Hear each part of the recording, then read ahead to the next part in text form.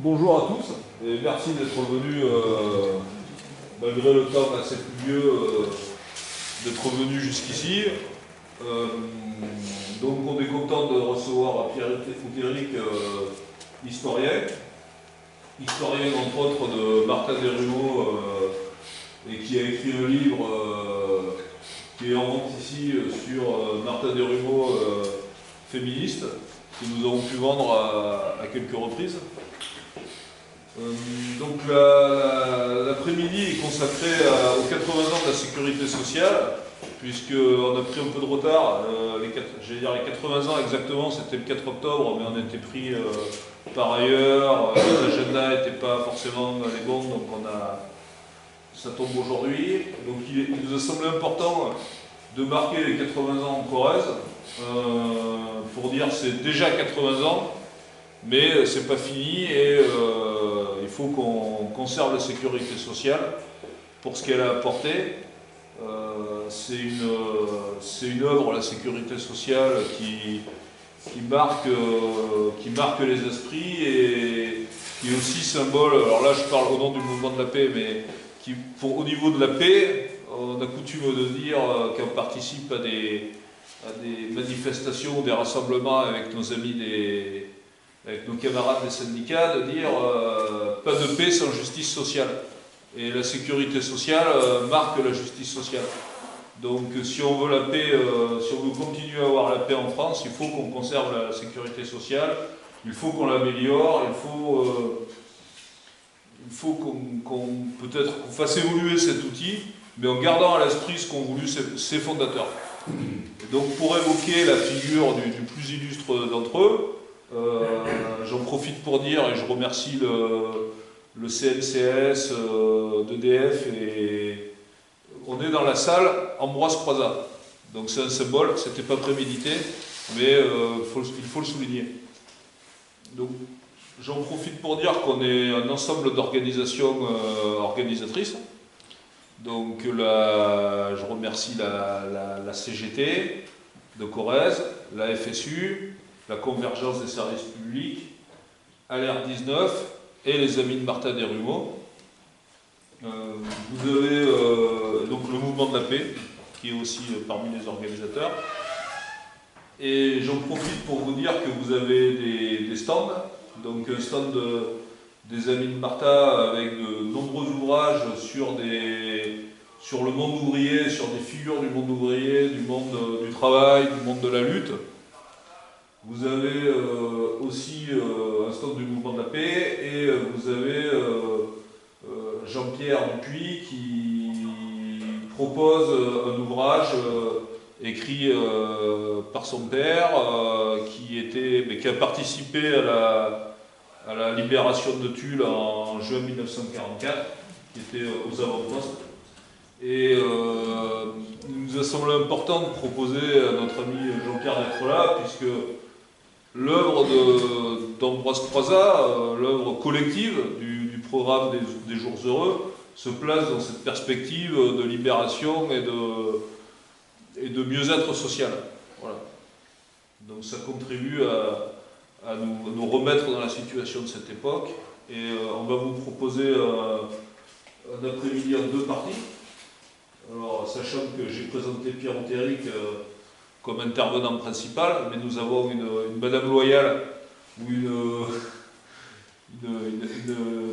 intervenante qui connaît très bien aussi le sujet de la sécurité sociale et qui va nous présenter dans un premier temps quelques points de repère sur la sécurité sociale, mais qui sera la modératrice ou l'interlocutrice de Pierre sur ces sujets-là. Et je présente Jeanne Vaux, donc vous connaissez tous, je pense, qui est responsable de la Convergence des services publics.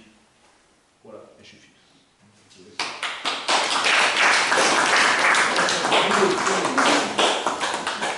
Bien, je vais vous dire quelques mots sur l'historique de la sécurité sociale, parce que c'est pas pour commémorer les 80 ans, c'est plus pour les célébrer et pour expliquer aussi les enjeux d'aujourd'hui.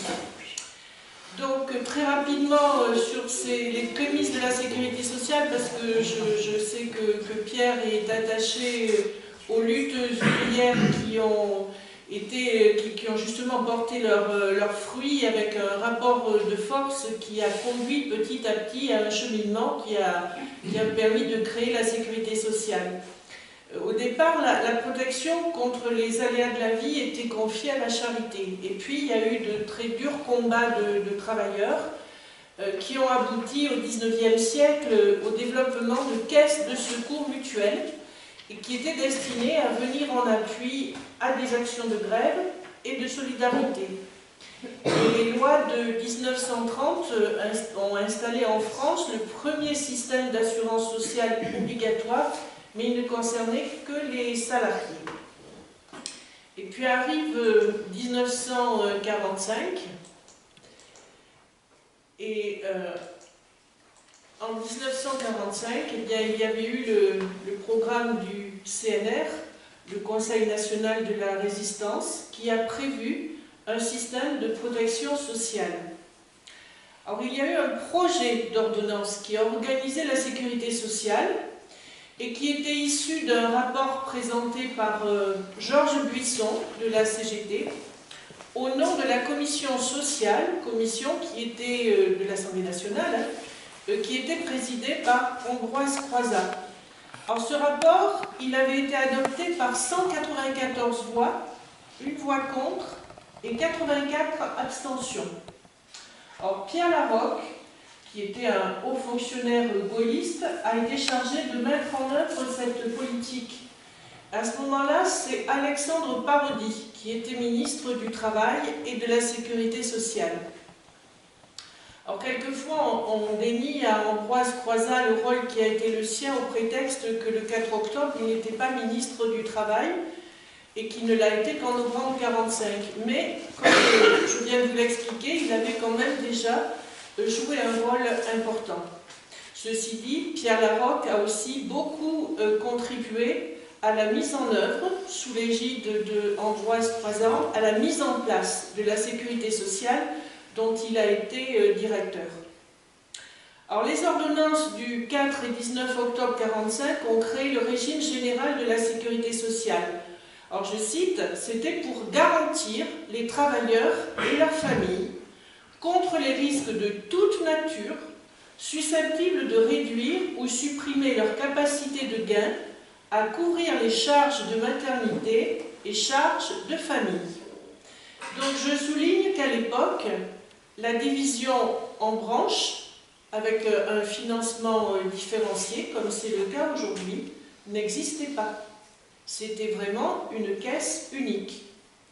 Et l'idée, c'était bien celle-là, l'idée de Croizat, c'était d'un système unique, obligatoire et, j'insiste sur le mot, solidaire. Chacun cotise selon ses moyens et reçoit selon ses besoins. Ambroise Croizat a donc été nommé ministre du Travail en novembre 1945 et il a joué un rôle extrêmement actif dans l'application des ordonnances. Pour ceux qui connaissent le film La Sociale, on voit très bien le rôle qu'il a eu, le rôle aussi de militants CGT qui ont donné beaucoup de leur temps pour mettre en place cette sécurité sociale. Et il y a eu une loi Ambroise Croizat le 22 mai 1946 qui a porté généralisation de la sécurité sociale. Ce qui fait que la célébration des 80 ans de la sécurité sociale, elle n'est pas terminée. On peut vraiment la poursuivre encore plusieurs mois. On sera toujours dans le cadre des 80 ans de la sécurité sociale. Il y a plusieurs groupes sociaux professionnels quand même qui se sont opposés à cette mise en place d'un seul et unique régime. Et les mutuelles en particulier ne voulaient pas perdre leurs prérogatives. La compensation de la perte d'autonomie, le chômage n'étaient pas inclus. Mais le rapport de force a permis d'obtenir en 1946 une loi instituant l'élection des membres des conseils d'administration, des caisses de sécurité sociale et d'allocation familiale. Et les représentants des salariés y détenaient les 3/4 des sièges et le patronat 1/4.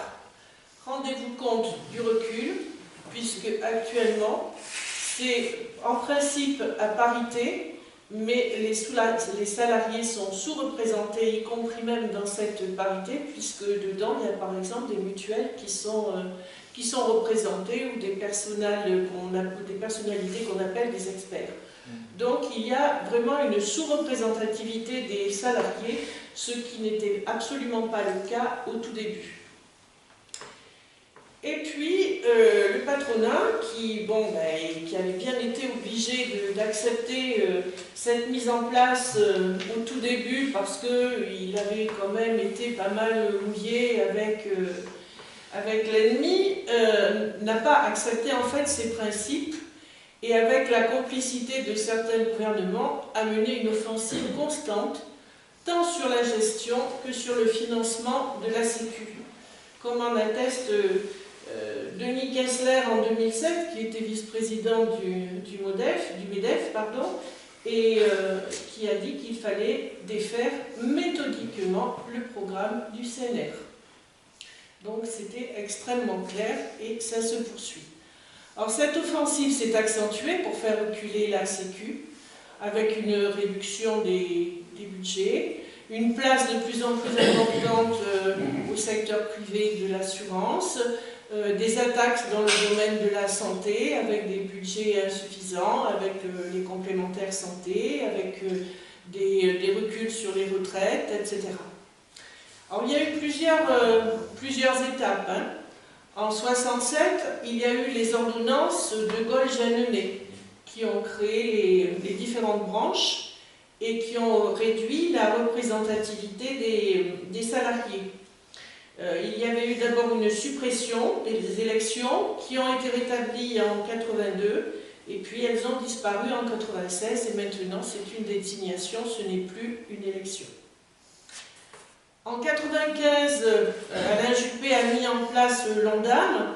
Alors ce gros mot qui veut dire Objectif national des dépenses d'assurance maladie, c'est quelque chose de très important puisque ça veut dire que ce sont les députés qui décident du montant des sommes qui seront allouées à l'assurance maladie. Et on en entend parler notamment quand il y a des discussions sur le fameux PLSS, le projet de loi de financement de la sécurité sociale. Et donc vous voyez que déjà il y avait un palier extrêmement important vers une étatisation de la sécurité sociale. Donc petit à petit, on dépossédait les salariés de la mainmise sur la sécurité sociale. Et en 1990, il y a eu la CSG, la contribution sociale généralisée, et le principe des exonérations de cotisations, compensées à ce moment-là par le budget de l'État, mis en place par Michel Rocard, qui ont donc initié la fiscalisation des ressources de la Sécu.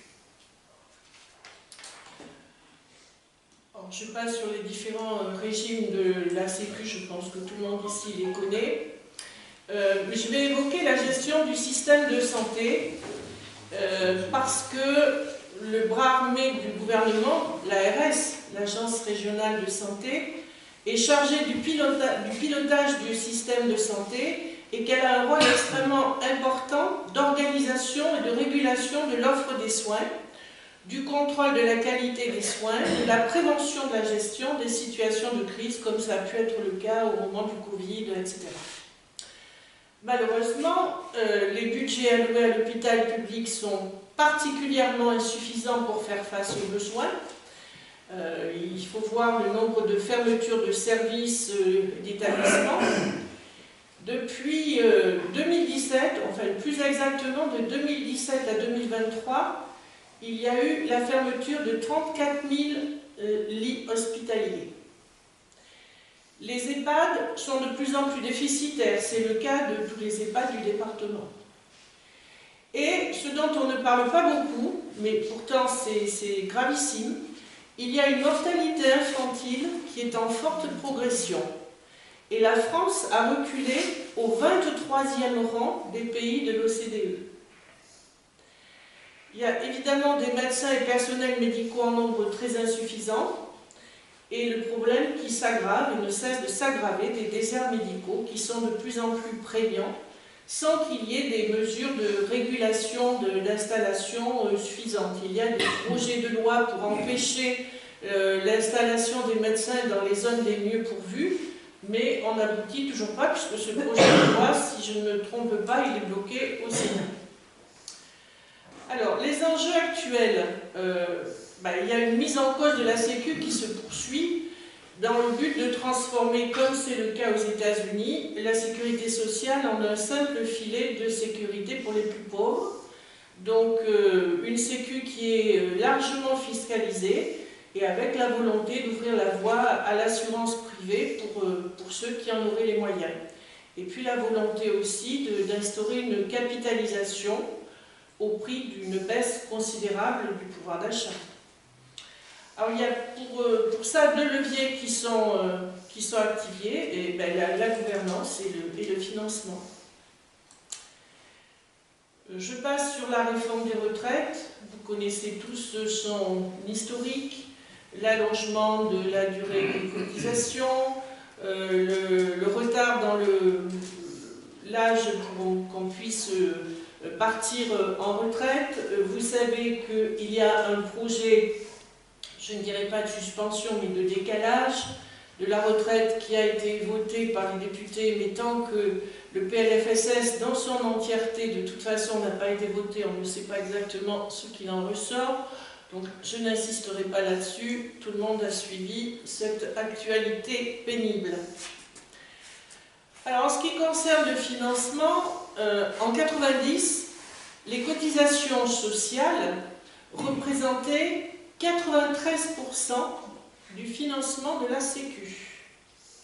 Donc vous voyez que la Sécu était vraiment assise à ce moment-là sur les cotisations.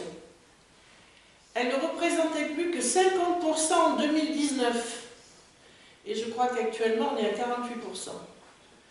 Laissant place à un financement par l'impôt, j'ai parlé tout à l'heure de la CSG, il y a aussi la CRDS, la contribution au remboursement de la dette sociale, et différentes taxes.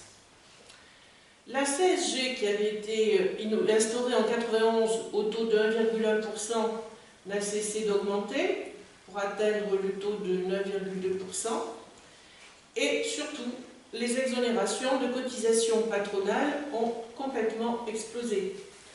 Une partie est compensée par le budget de l'État, ce qui accentue le déficit de l'État, la dette, et une grande partie n'est pas compensée, ce qui contribue largement à creuser ce qu'on ne cesse d'appeler le trou de la Sécu. Ensuite, il y a eu l'épisode, et c'est plus qu'un épisode d'ailleurs, des complémentaires santé, avec en 2013 l'ANI, l'accord national interprofessionnel pour les salariés du privé, qui a mis en place une participation de l'employeur donc au financement de cette protection sociale complémentaire, mais qui laissait complètement la main aux employeurs sur le choix de la complémentaire, avec possibilité de privilégier des groupes assurantiels et donc un système lucratif. Et qui dit système lucratif, dit qu'il y a quand même une volonté de ne pas perdre d'argent, et donc ce n'est pas forcément dans l'intérêt du patient. En 2022, cet accord a été transposé dans la fonction publique avec la mise en place progressive de la PSC, la protection sociale complémentaire.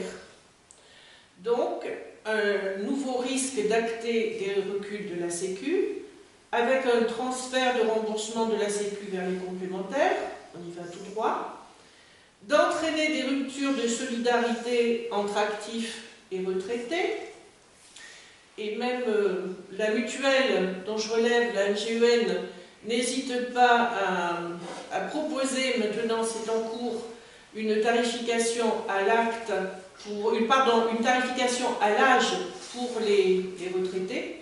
Donc vous voyez que le système de solidarité est complètement bafoué. Et d'augmenter surtout le développement des sociétés d'assurance à but lucratif dans le champ de la santé. Tout le monde sait que la start-up Alan, par exemple, a gagné plusieurs ministères en ayant choisi d'être compétitif sur les options notamment, mais bon, c'est un premier temps et on ne sait pas du tout ce qu'il adviendra par la suite, on peut avoir quelques doutes.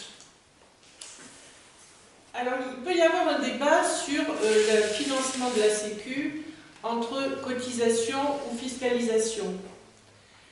Je vous rappelle ce que disait Ambroise Croizat. La sécurité sociale est la seule création de richesse sans capital. La seule qui ne va pas dans la poche des actionnaires, mais qui est directement investie pour le bien-être de nos citoyens. Faire appel au budget des contribuables pour la financer serait subordonner l'efficacité de la politique sociale à des considérations purement financières. C'est Ambroise Croizat qui le disait, mais je trouve que cette phrase est particulièrement d'actualité. Alors, ce que la convergence met en débat, c'est de remettre en cause les exonérations de cotisations qui n'ont pas fait preuve de leur efficacité sur l'emploi, d'apporter des recettes nouvelles, la suppression des plafonds de cotisation, cotisation sur le revenu financier des entreprises, et puis d'augmenter les rentrées de cotisation par la création d'emplois bien sûr, par l'augmentation des salaires, par l'égalité salariale homme-femme, dont on parle souvent mais qui n'arrive toujours pas véritablement, et par une lutte contre la fraude fiscale. Alors, le projet de sécurité sociale du XXIe siècle que défend la convergence des services publics, que je représente aujourd'hui, je vous le livre très rapidement.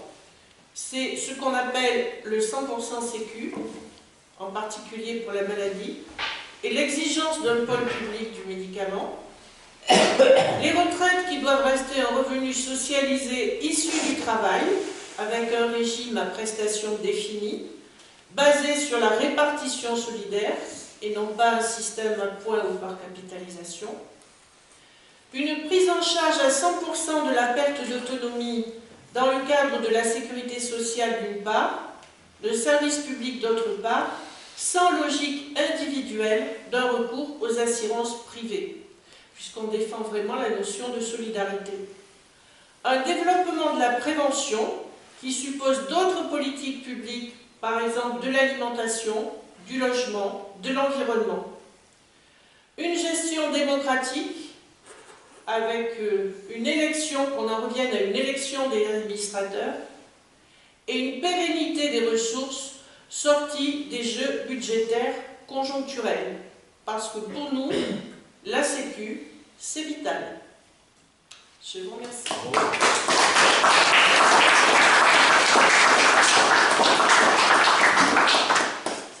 Bon, on va passer la parole à Pierre Oudéric, qui aura beaucoup de choses à nous dire justement sur la solidarité et les luttes ouvrières en particulier.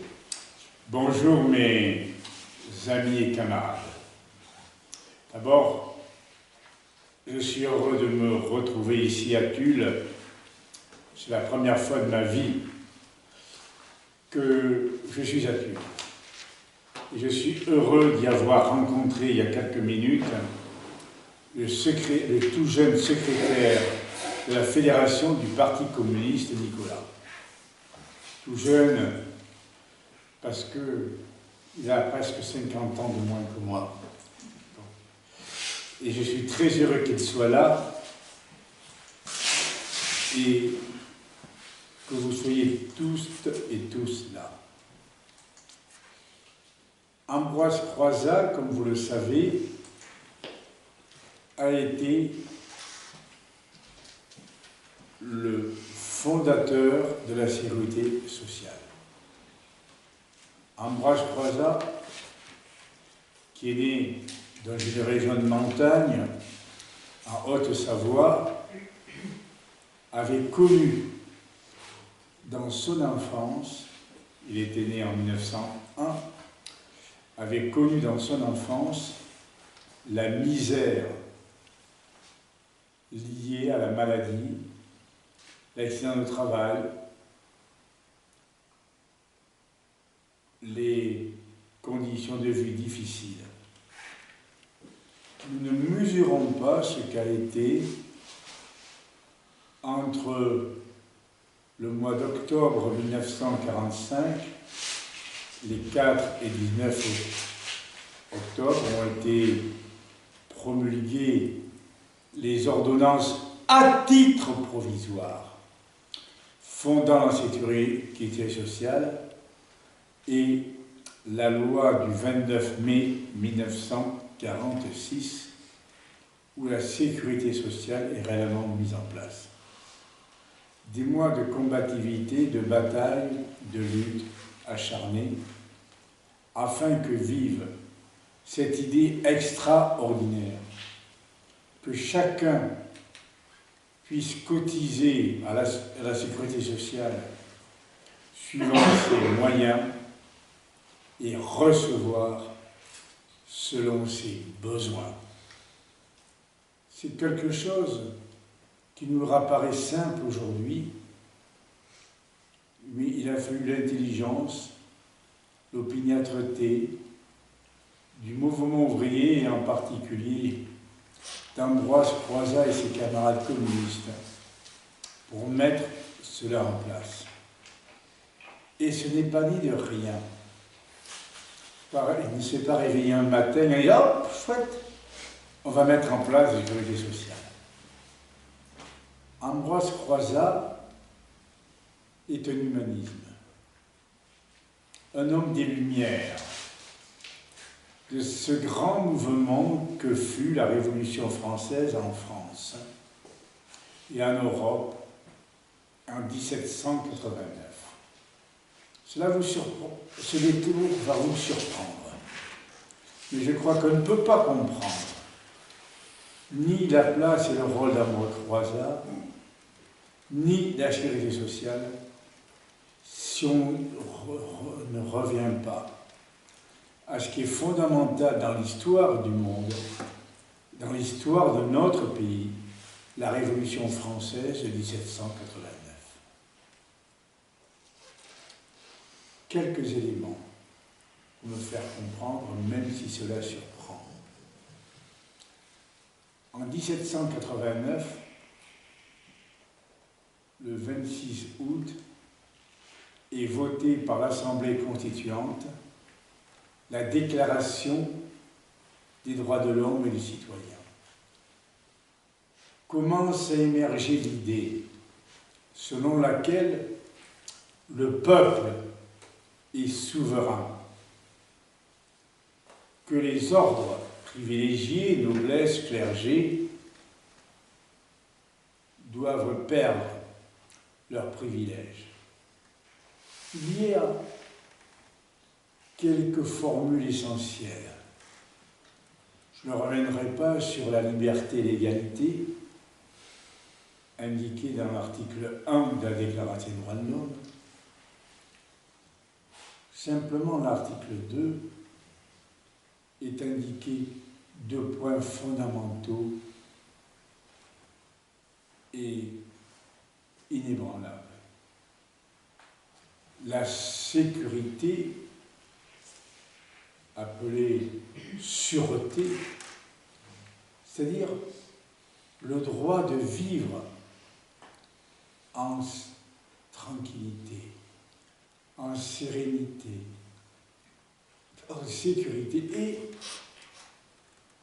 la résistance à l'oppression. Résister à l'oppression signifie aussi ne pas avoir son sort lié à une maladie, un accident du travail, à des problèmes familiaux, à la vieillesse. Et on est au cœur de la sécurité sociale. Ne l'oublions pas. J'ajoute que certains m'en diront que cette déclaration des droits de l'homme et du citoyen, d'abord, dans son article 10, met toutes les croyances, tout ce qui circule comme idée, sans faire prévaloir les idées religieuses. Celui qui croit, tout comme celui qui ne croit pas, a le droit d'exprimer son idée à condition qu'elle respecte celle de son voisin. Ça aussi, c'est une idée tout à fait nouvelle.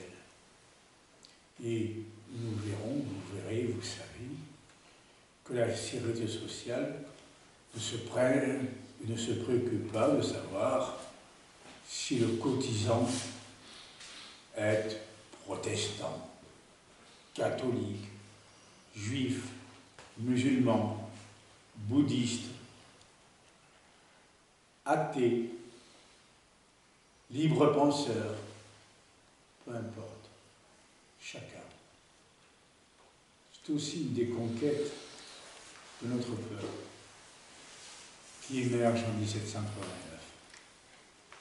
Il y a un mot, pour en dire d'autres, mais sur des aspects que certains parfois utilisent comme une sorte de grelot, en nous expliquant que cette déclaration des droits de l'homme et du citoyen, elle est bourgeoise, elle a permis à la bourgeoisie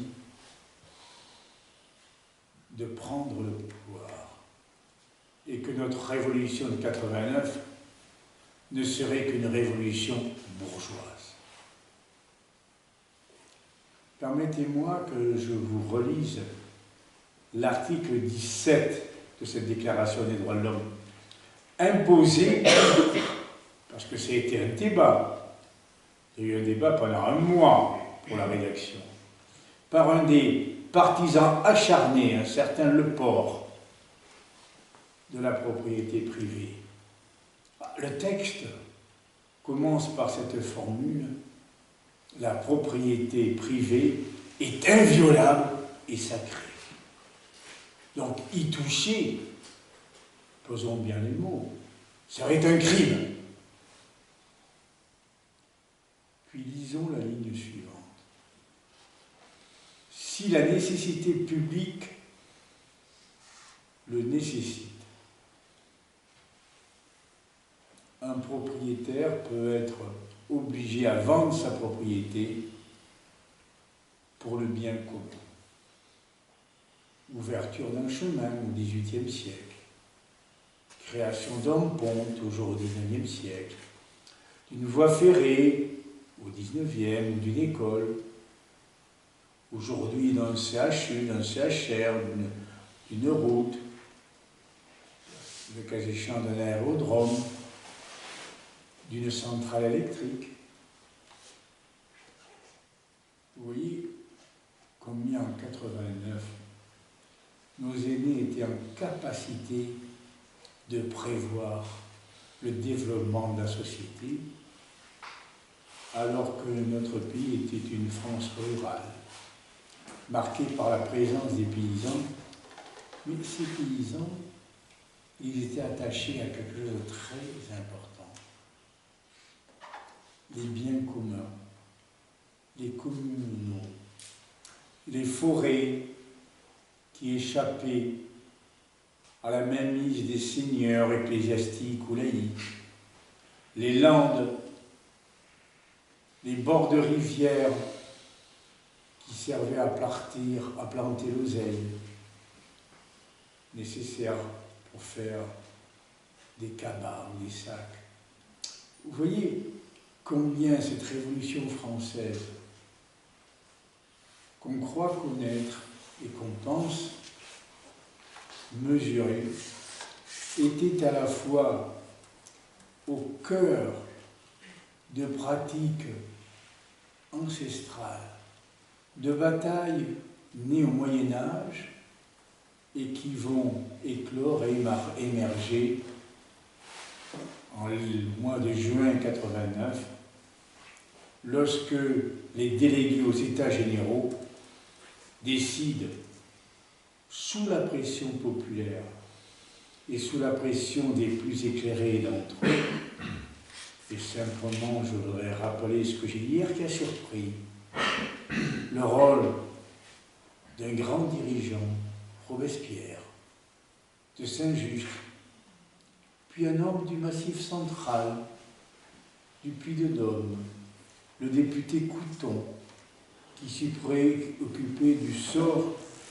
des personnes handicapées, ou si vous préférez, pour faire bon genre, victimes d'un handicap.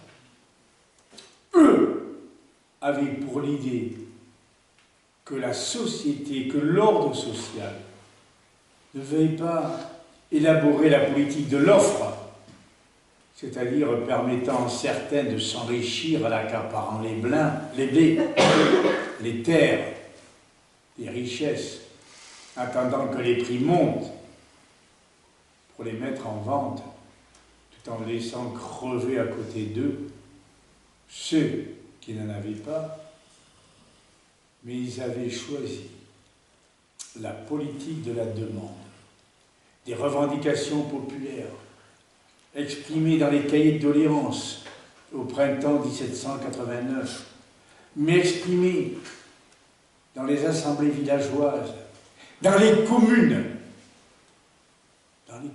le poids de la commune, c'est-à-dire de la réunion des habitants d'un même territoire, qui aussi défendait l'idée des besoins. Oui, voilà d'où naît Ambroise Croizat. Et à cela s'ajoute ce que nous a parlé très bien notre camarade Janine, le fait qu'au XIXe siècle, les transformations économiques vont développer l'industrie, la grande industrie. Nous allons avoir de grandes entreprises ou des entreprises plus petites dans lesquelles les travailleurs n'ont aucun droit. La bourgeoisie, les patrons s'appuient sur un texte de 1791 interdisant le droit de coalition, c'est-à-dire de former des organisations de défense, et en particulier interdisant aux travailleurs de s'organiser pour former ce que nous appelons aujourd'hui des organisations syndicales. Mais les travailleurs prennent l'habitude de contourner cette réglementation, ce refus, en créant, et Janine y a insisté, les premières caisses de secours pour aider une famille en difficulté, un camarade de travail accidenté, malade, blessé, l'enfant d'une famille qui éprouve des difficultés de vie. Vous savez, ces caisses de secours mutuelles, elles se développent un peu partout dans toute la France. Et c'est un combat de chiens entre les patrons et les ouvriers. Je vais vous donner, je pourrais vous en citer des dizaines, une entreprise, pas trop proche d'ici, mais du Creusot, la grande entreprise Schneider si vous préférez. On est en 1870. Il y a une caisse de secours importante dans laquelle les ouvriers, chaque mois, versent librement une somme pour arrondir un peu, si j'ose dire, la galette. Ah, Schneider est très ennuyé.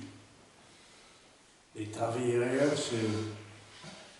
oseraient donc créer des fonds de secours. Il va tout mettre en œuvre pour s'en emparer, pour en prendre la direction. 6 semaines de grève.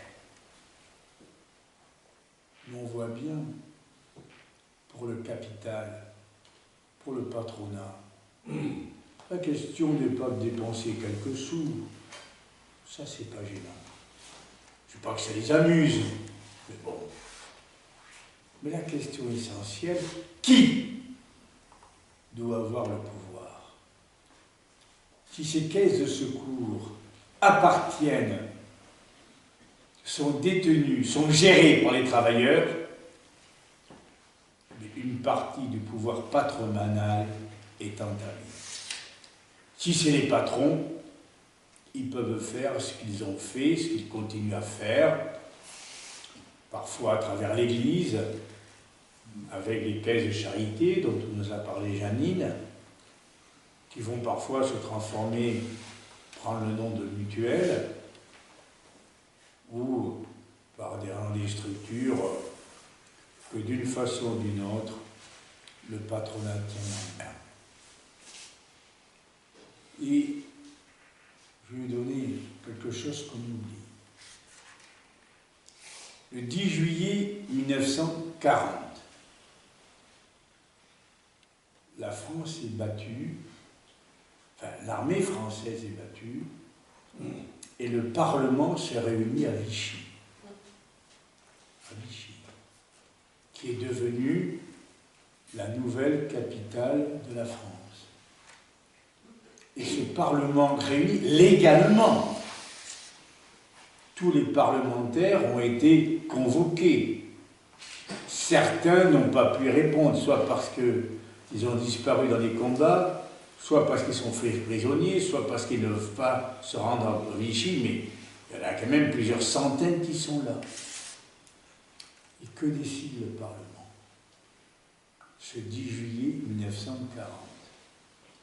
Il décide que la République est abolie.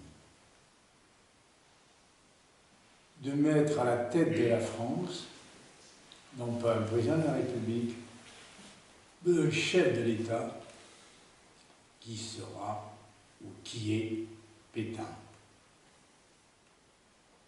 Il n'y a que 80 députés et sénateurs qui vont voter non, sans oser la moindre protestation, sans dire le moindre mot.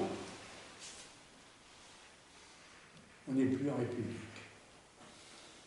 L'égalité et la liberté sont fondamentalement mises en cause.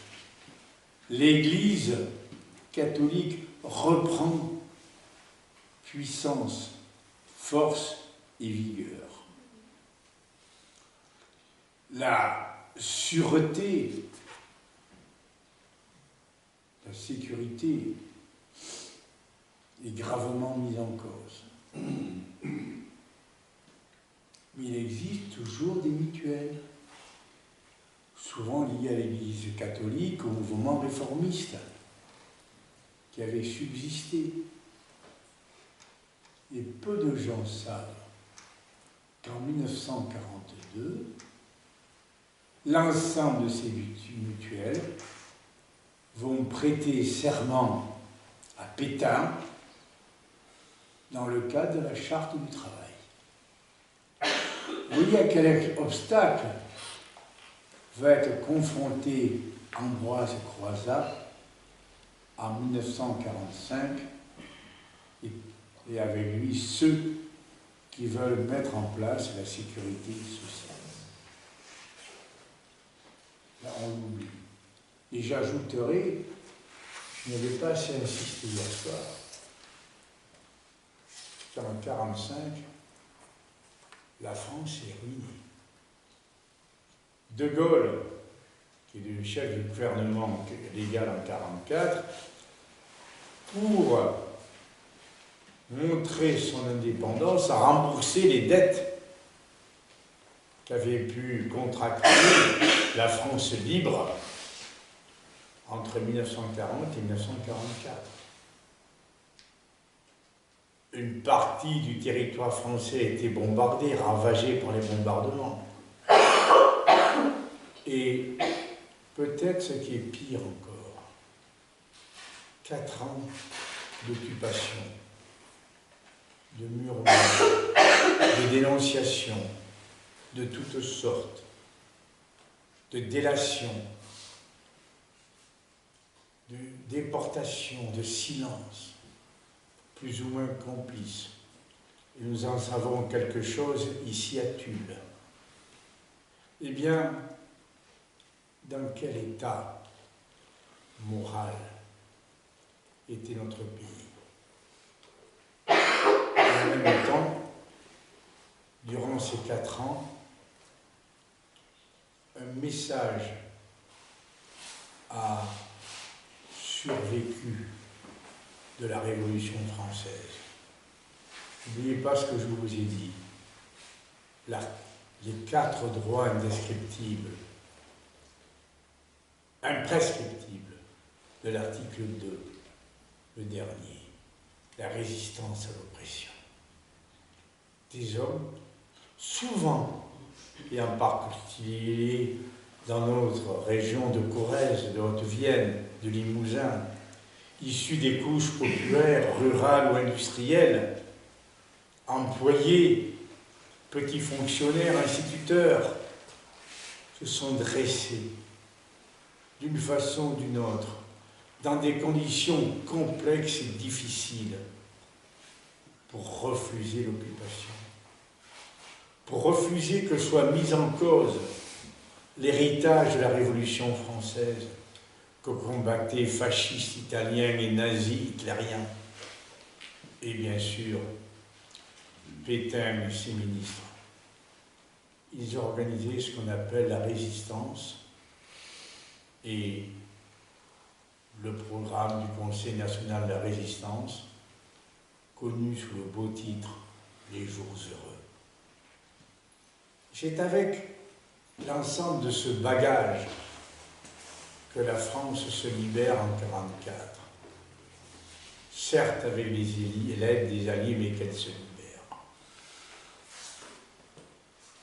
Et qu'elle ressort la tête hors de l'eau. Et c'est à ce moment-là qu'Ambroise Croizat, qui avait participé aux luttes du Front populaire, qui avait été élu député du Front populaire dans le 15e arrondissement de Paris, dans la rive gauche, et pas le quartier latin. Un arrondissement très populaire, très industrialisé. Ambroise Croizat, qui était un métallo, qui dirigeait la grande fédération de la métallurgie, CGT, qui va grandir à toute vitesse pendant les grèves de 1936, eh bien, il conçoit l'idée magnifique de faire un outil où chacun donnera selon ses moyens pour obtenir suivant ses besoins. Le cœur même de la sécurité sociale, loi avant tout laïque, comme l'aurait dit Jaurès, qui n'est pas loin d'ici, qui a eu cette formule. N'oublions pas que nous allons être au 120e anniversaire des lois de 1905, et Jaurès, ce grand dirigeant révolutionnaire, avait dit « Pas de laïcité sans loi sociale, pas de loi sociale sans laïcité ». Il était au cœur de la problématique. Vous voyez comment tout se tient dans l'histoire. Tout s'enchevêtre et s'organise. Et donc, lorsque, au mois d'août, l'Assemblée consultative qui se réunit au Sénat, la Chambre des députés étant en travaux, dans cette France qui vient de se libérer, on a une forte majorité de députés, de sénateurs, non, d'élus de l'Assemblée consultative qui votent pour la sécurité sociale. N'oublions pas ce que nous a dit Janine.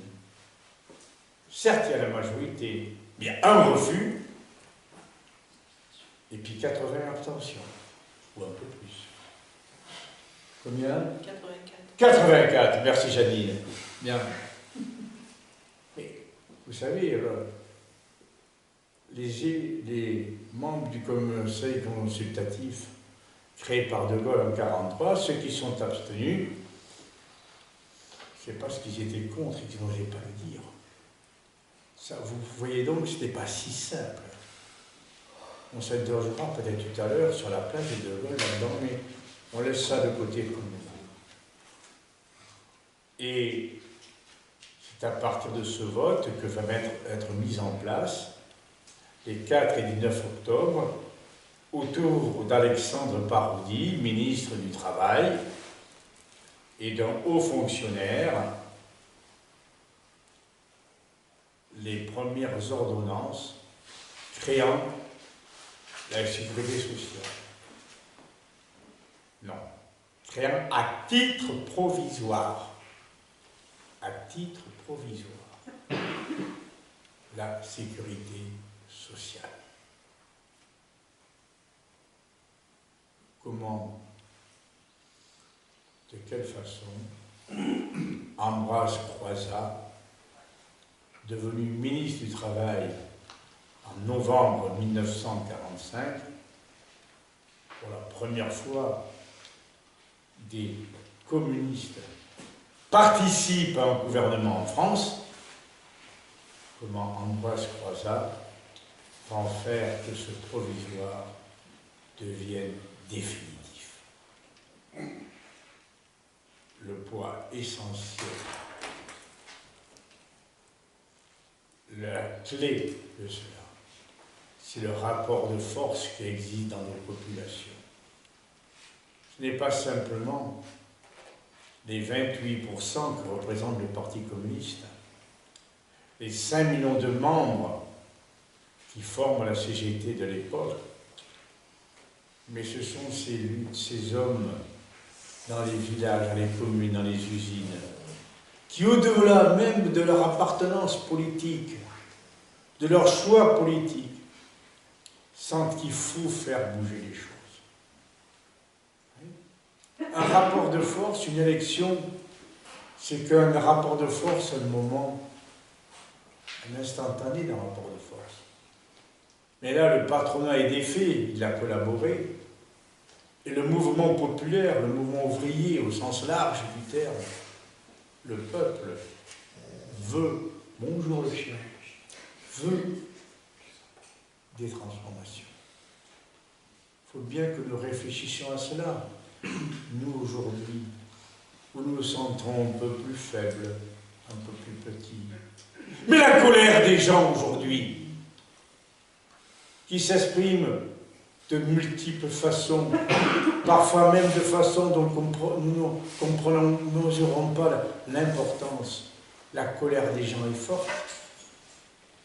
Il s'agit que nous apprenions non pas à la canaliser, non pas à la faire taire, mais à la faire vivre à partir de revendications concrètes, de la volonté de transformer la vie sociale, de construire quelque chose de nouveau, de ne pas s'enfermer dans quelques hurlements ou beuglements inutiles et incohérents. Mais au sein de notre peuple, il y a cette habitude-là avec laquelle nous devons savoir renouer, faire renouer. En ce sens, Ambroise Croizat et ce qu'il met en place nous invitent aujourd'hui à reprendre le fil de ce rassemblement, de rassembler avec force l'ensemble des légions, ceux qui croient au ciel, ceux qui n'y croient pas, les gens de tous les jours, les libres penseurs, ou ceux qui prient Allah, etc., peu importe. Nous sommes, si j'ose dire, dans la même arche. À nous de savoir les rassembler, à nous de savoir leur faire confiance. Non pas de les diriger, mais de leur faire confiance. De leur donner des outils pour qu'ils puissent s'exprimer. C'est comme ça qu'Ambroise Croizat, et on le voit dans le film La Sociale, a construit la sécurité sociale en quelques mois. Où certes, comme nous l'a dit Janine, il n'est pas allé jusqu'au bout de ce qu'il voulait faire. Ambroise ne voulait plus qu'il y ait de mutuelle. Voilà. On va passer un compromis. Parce que il faut savoir passer les compromis. Mais il y a des points sur lesquels il ne transigera pas. 1. La sécurité sociale doit être gérée, pilotée, organisée par les cotisants. Et il fait dans la loi l'idée suivante: cotisants, ce sont les ouvriers, les travailleurs, et aussi le patronat. Et bien, il dit voilà, 3/4 du conseil d'administration se fera composer d'ouvriers, comme nous l'a dit Janine, 1/4 de représentants du patronat. Il faudra attendre les ordonnances de Jeannet en 67 pour que cela soit remis en cause et transformé en une égalité factice, 50% pour les cotisations ouvrières, 50% pour les cotisations patronales. Il faut aussi que ça touche tous les risques. Il n'est pas là pour créer des risques sur des branches suivant tel ou tel risque. La vieillesse, la maladie, l'accident du travail, y compris un peu plus tard le handicap. Pour lui, tout cela fait partie du même cœur, de la même démarche. Et cela a été mis en cause aussi. 3e point, la sécurité sociale n'est pas là pour faire du fric. On ne peut pas s'enrichir sur la thématique de la santé. Ce que font aujourd'hui la plupart des mutuelles, qu'elles se prétendent mutuelles, assurances, mutualistes, assurance une telle ou un autre. Bon, une des grosses assurances aujourd'hui qui s'appelle Juste est pilotée par un des fils de Sarkozy, et à ses directions, il y a un membre du Rassemblement national. Mais c'est Juste. Elle est capable de leurrer un certain nombre de gens, voire même d'élus avec son nom. Mais la plupart des mutuelles sont devenues des structures financières. J'ajoute aujourd'hui que le médicament, tenu entre autres par un certain nombre de grands trusts, comme Sanofi et d'autres, voire Fabre dans notre région ici, eh bien, utilise la détresse humaine liée à la maladie ou le handicap ou mal vivre pour faire du fric. Certaines recherches ne sont pas faites parce qu'elles ne rapportent, les médicaments ne rapporteraient pas assez. Mais cela dure depuis des années.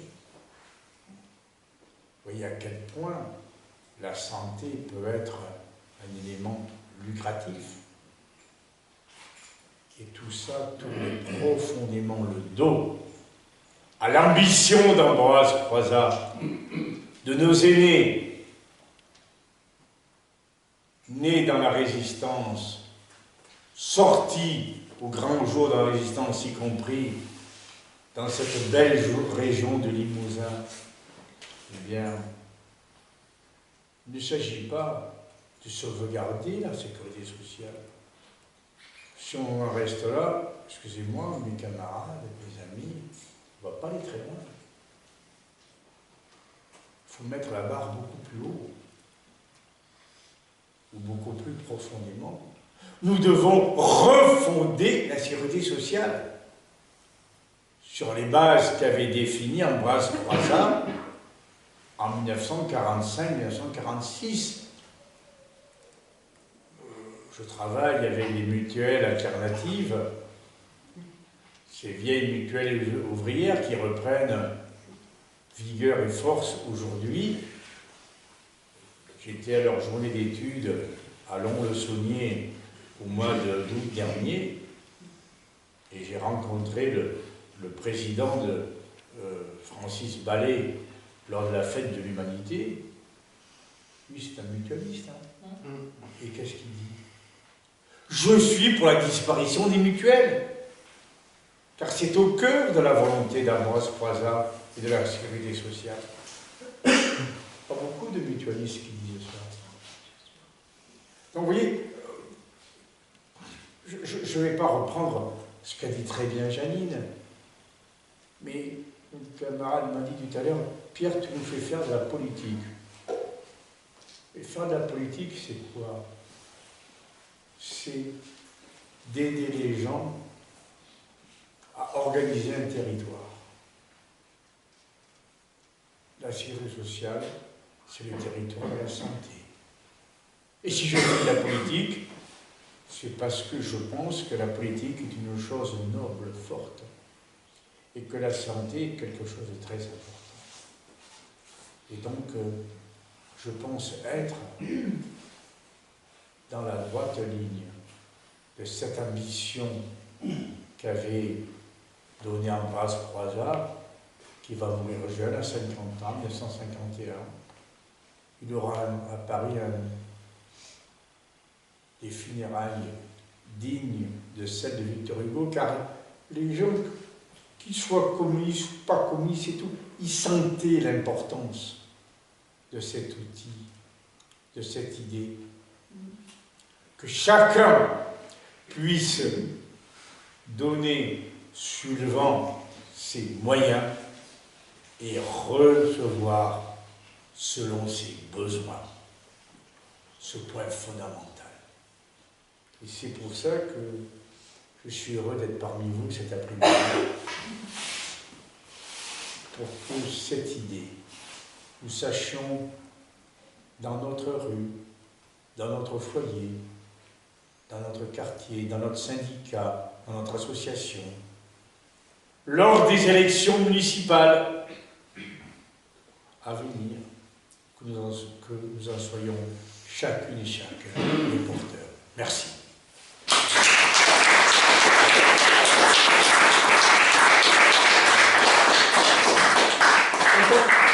Maintenant, c'est à vous. Tout à fait. La parole est à ceux qui le souhaitent. Soit pour poser des questions à Pierre, soit pour faire part... Et à Janine. Oui, aussi. Soit pour faire part de réflexions... Et même si certains ne sont pas d'accord, oui. Pas de problème. C'est du frottement d'idées contradictoires que jaillit des idées nouvelles. Pierre, tu nous as parlé de Ambroise Croizat à la sécurité sociale.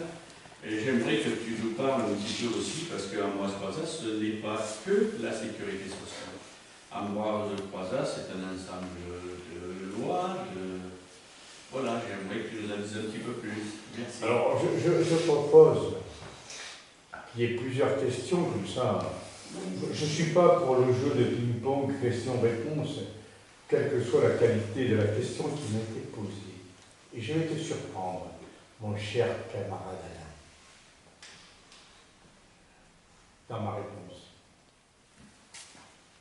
Allez, d'autres suivants. D'autres questions?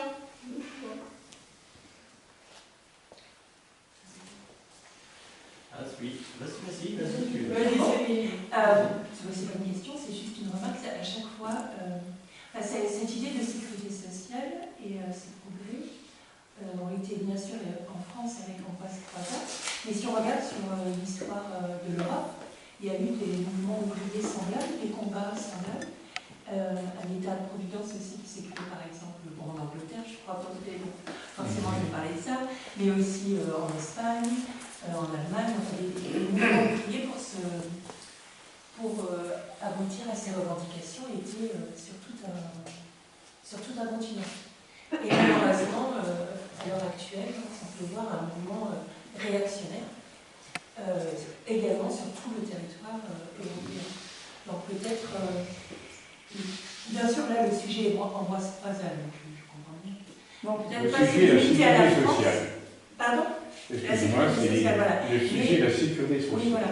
Donc ces idées portées par le socialisme, par Karl Marx, etc., qui ont déferlé dans le monde, dans l'Europe entière, et pas seulement en France. C'est peut-être aussi important de le rappeler, parce que parfois, à l'école, je vois, on apprend toujours l'histoire de France, et quand si on a la curiosité de lire un livre d'histoire espagnole ou allemande ou italienne, on retrouve les mêmes tendances. Les gens voyageaient, les gens se rencontraient, discutaient, et ces idées s'étendaient dans tout le monde. Malheureusement, actuellement, on a plutôt l'impression du fascisme qui revient partout en Europe. Il y a d'autres questions? Moi j'en ai. Vas-y, Moi j'en ai une. C'est justement par rapport à la généralisation ou à l'universalisation de la sécurité sociale. Est-ce qu'il y a d'autres pays dans le monde où ce système en fait a été adopté? Parce que il me semble qu'aux États-Unis, dans les pays anglo-saxons, c'est pas le même système. Enfin, c'est pas un système universel ou par répartition et par mise en commun. Et est-ce qu'il y a d'autres pays dans le monde qui ont adopté ce système et où est-ce qu'on en est aujourd'hui quoi de ce modèle français quoi de protection? Encore une question. Si j'ai le temps de réfléchir à la réponse. Allez, encore une. Que ce soit sur l'histoire de la Sécu qui explique un petit peu la situation actuelle, ou que ce soit sur la situation actuelle qui est particulièrement préoccupante et qui doit bien vous poser problème. Oui, actuellement, c'est surtout la fiscalisation et la TVA qui rentrent dans les recettes de cette sécurité sociale, donc du pouvoir, le rôle de cette TVA qui est l'ennemi de la sécurité sociale. Mais dans le même sens que celui que tu abordes, on a vu apparaître au fil des années et des combats comment le pouvoir s'est emparé de ce bien commun qui était le nôtre, qui était cette sécurité sociale que nous approvisionnions en moyens et dont nous effectuions la répartition. Et aujourd'hui, on a été dessaisi de tout cet ensemble, par tranche, par bout. De Gaulle, on le dit peut-être peu, mais a été, sinon lui, c'est ministre. À l'initiative, c'est lui qui a réduit la représentativité. Et à partir de là, en réduisant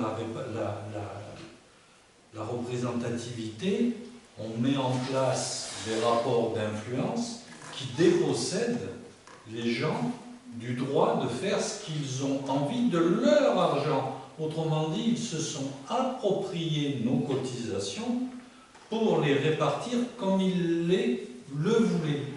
Mais cela n'a pas été suffisant pour eux.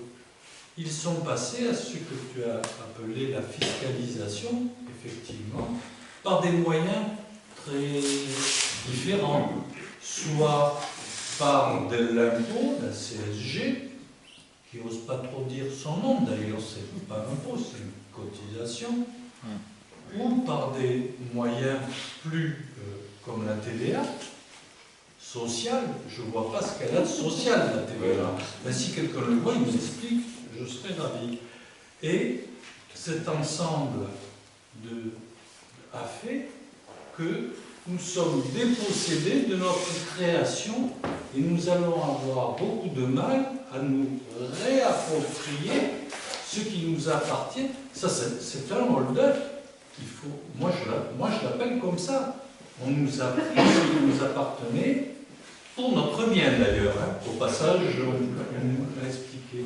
Et donc, je souscris totalement à ta version de fiscalisation, et c'est ce qui permet à l'État d'avoir la main dessus. Parce que quand c'était les cotisations gérées par les représentants des cotisants, là, ils ne pouvaient pas mettre la main dessus. Mais là, grâce à ce système, ils ont pu mettre la main dessus en l'appelant fiscalité. Et au passage, on ne va pas reparler, tu l'as évoqué, de ces exonérations qui créent les faux trous de la sécurité sociale en démantelant au passage la sécurité sociale, en créant des branches. Merci Monsieur de Gaulle encore un coup. Et voilà. Donc, je m'arrête sur le sujet, mais j'abonde totalement dans le sens que tu abordes. En sachant que la TVA, quand même, par rapport à la solidarité, à l'esprit de la sécurité sociale, c'est diamétralement opposé, puisque la TVA...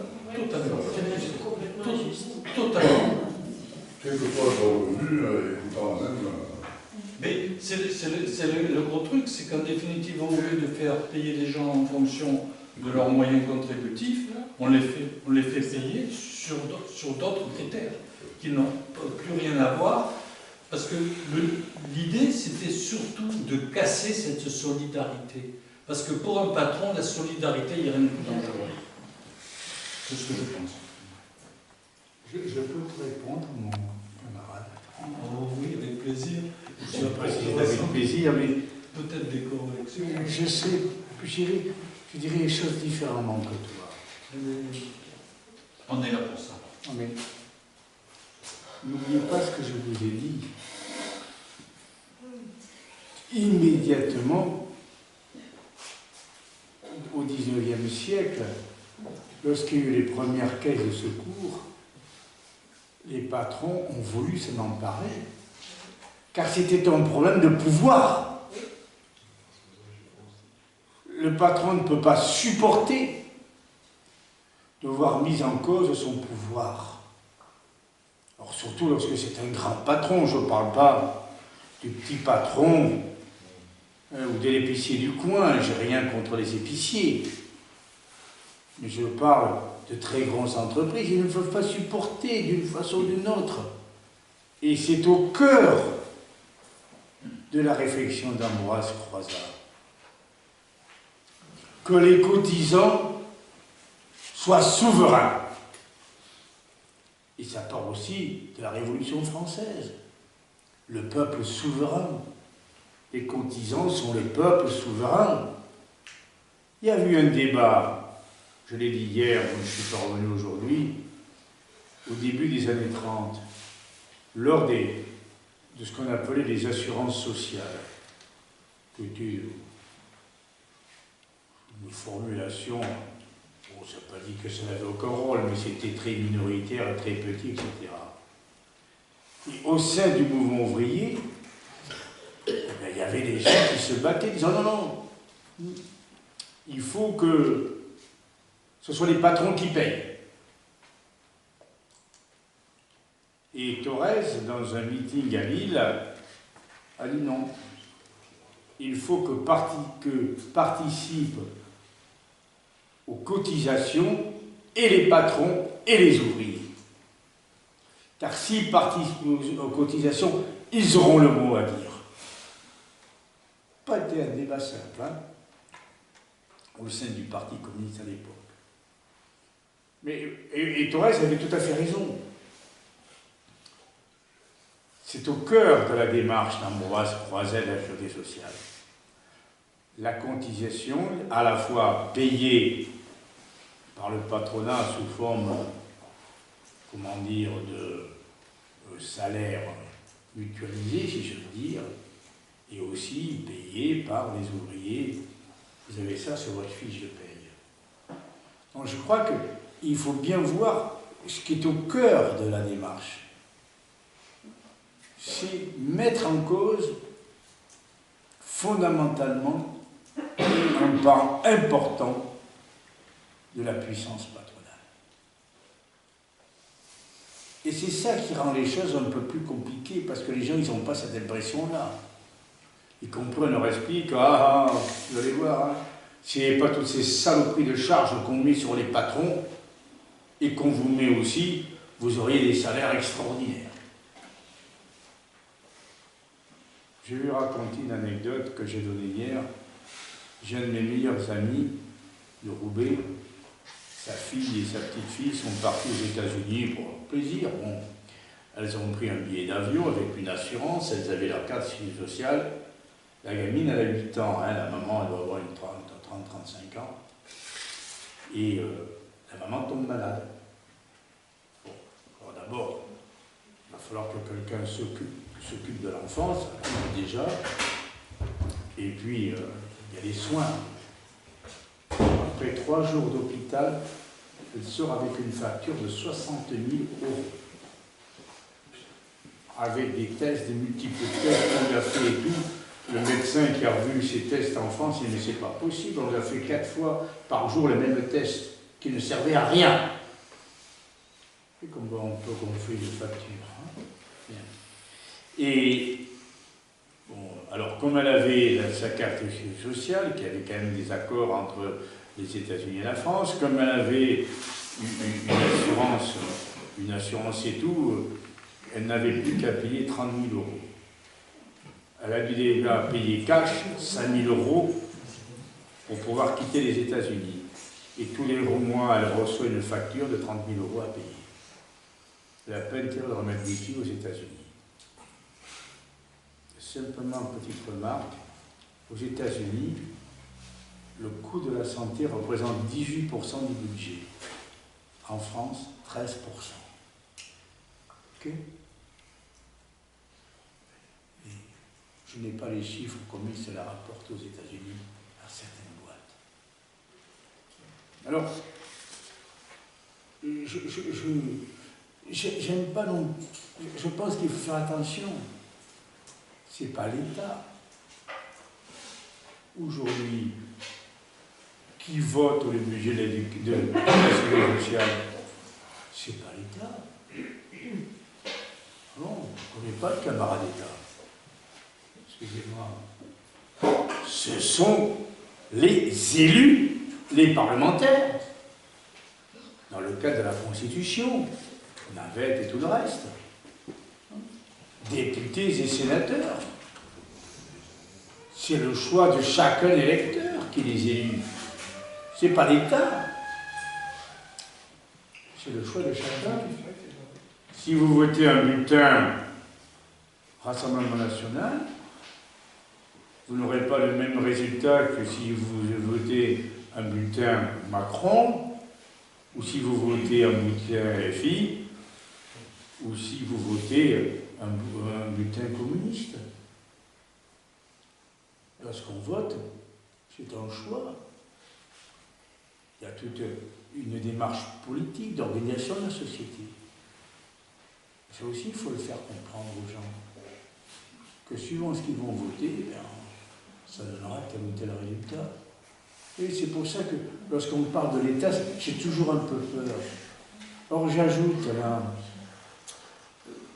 la sécurité sociale en Europe. Alors, vous regardez dans Wikipédia, on vous parle des mesures qui sont prises. Céline, toi qui connais mieux l'Angleterre que moi, pour des raisons sociales, je me suis toujours battu pour refuser d'apprendre les langues, afin de permettre aux traducteurs et aux interprètes de vivre. Au moins, ça vous fait rire. Bon. Mais il y a les lois Brundtland à la fin de la guerre. C'est pas comme la sécurité sociale en France, c'est sous la gouvernance de l'État. Or, quant au concept État-providence, fuyez-le. Il ne veut rien dire. C'est pas, on n'a pas un État-providence. On a des luttes sociales qui ont permis une organisation de la cité, mettant en place des services publics, mettant en place des droits, mettant en place la sécurité sociale, mettant en place des écoles. C'est pas l'État-providence, ça semble tomber du ciel, la providence. On pourrait substituer l'État-Dieu. La providence, c'est ce qu'on appelait, ce que certains au XVIIIe siècle utilisaient pour remplacer Dieu. Non. Ce sont les luttes sociales qui ont permis ça. Les rapports de force sociale. Donc méfions-nous de ce concept d'État-providence qu'il faut détruire et tout. Non, non. Moi, je me rappelle, en 2005, je participais à un débat à Roubaix, justement, autour du référendum de 2005. Bon, il y avait à peu près tout. Il y avait le... Personne ne voulait y aller du Parti communiste, alors moi j'étais allé. Bon, il y avait les Verts, le Parti communiste, le Parti socialiste, et puis la droite, à peu près, peut-être qu'il y avait, bon, peu importe. Bon. Et j'ai bien entendu le gars représentant la droite. On était en 2005. Moi, je souhaiterais que grâce à cette loi de 2005, on revienne 70 ans en arrière. Il avait dit de manière plus enrôlée. Il dit, Monsieur Pic, j'ai fait un petit calcul, là, on est en 2005, 70 ans en arrière, ça veut dire qu'on tombe en 1935, avant les grandes conquêtes de 1936. Donc, vous êtes pour que la France retourne avant 1936. J'assure de temps en temps de savoir compter un peu. Vous voyez ce que je veux dire? Bon, vous savez, ces luttes sociales, 36, 45, 68, 95, et jeunes, parce que la petite lutte, entre guillemets, dans une entreprise où les gars se battent pour conserver leur 13e mois, ça fait partie des grandes luttes.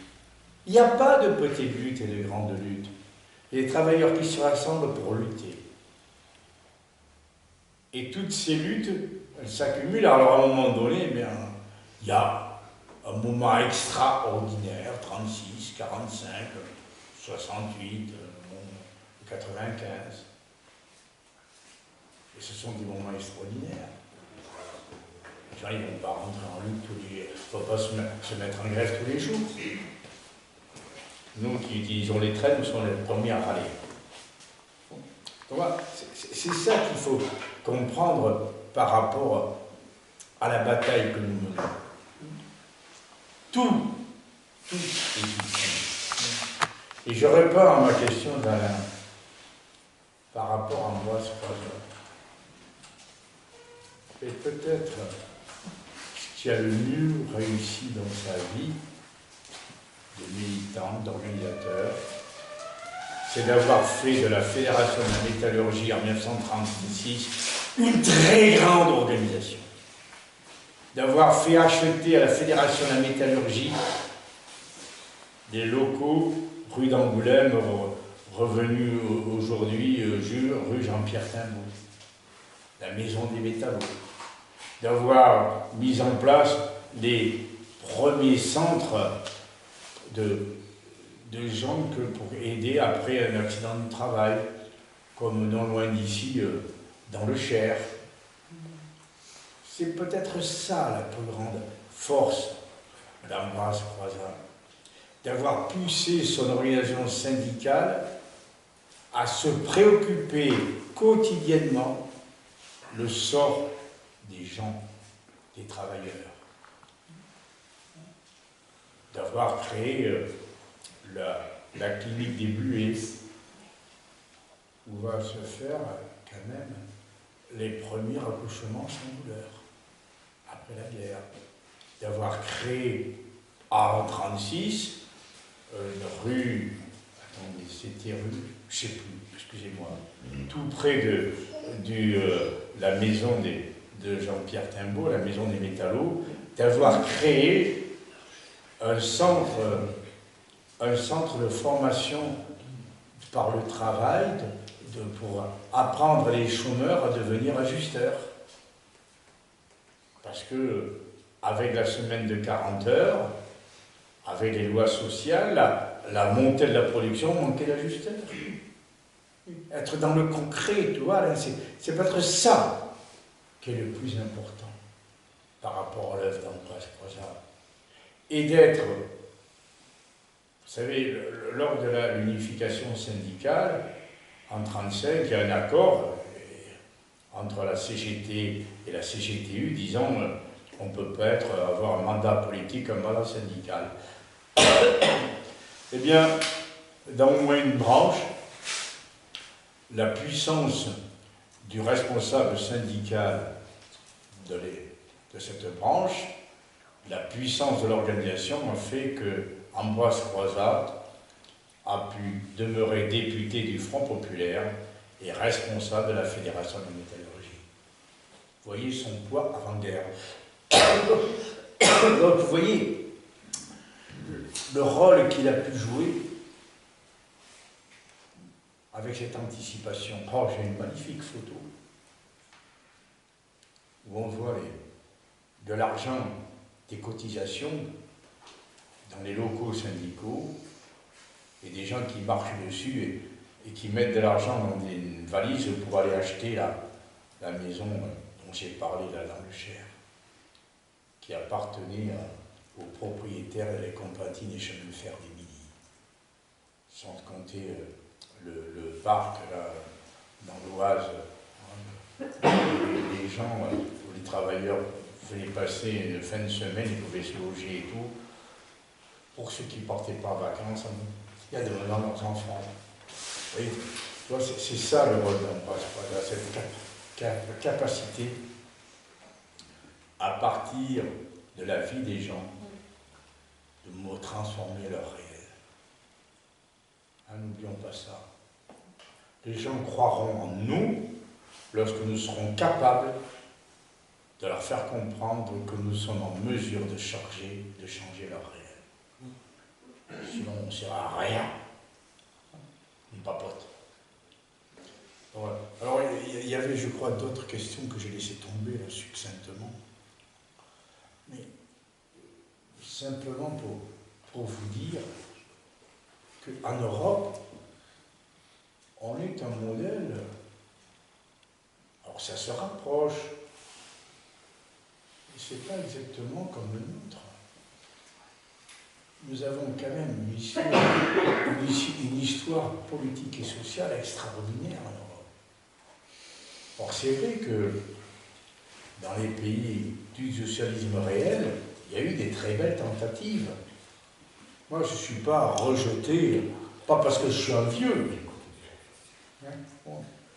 Je ne suis pas rejeté tout ce qui s'est fait en Union soviétique, en RDA, etc. Bon, le problème, c'est qu'ils n'ont pas su le conserver. Mais en France, on a une situation un peu particulière. C'est pas pour rien que j'ai parlé de la Révolution française. N'oubliez pas qu'en 89, le pape et les grandes puissances, les empereurs, ont menacé la France si elle continuait la Révolution et que ça recommençait à 92. Ils ont mesuré ce qu'était la Révolution française, l'idée que le peuple devienne souverain.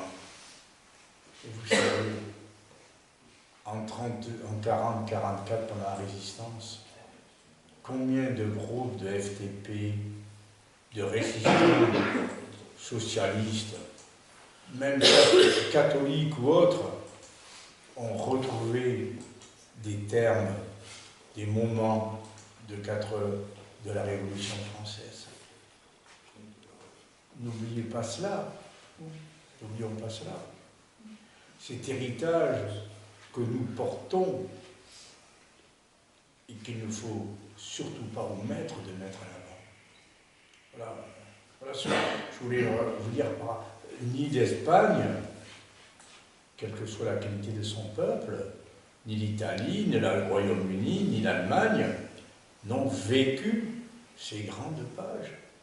Et c'est pas pour rien qu'en 1906, Jaurès dit « pas de laïcité sans loi sociale, pas de loi sociale sans laïcité ». Parce que lui a compris comment les deux s'articulaient. Jaurès qui était un des rares dirigeants politiques français à avoir eu Marx dans le texte, alors qu'il n'était pas marxiste.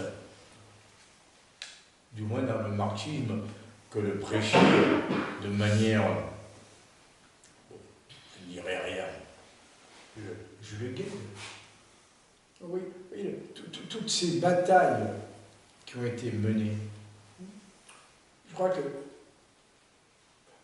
moi je suis pour que, pas que vous vous transformez en historien, c'est pas ça le problème, mais j'ai une amie qui est là, elle sait que je m'adresse entre autres à elle.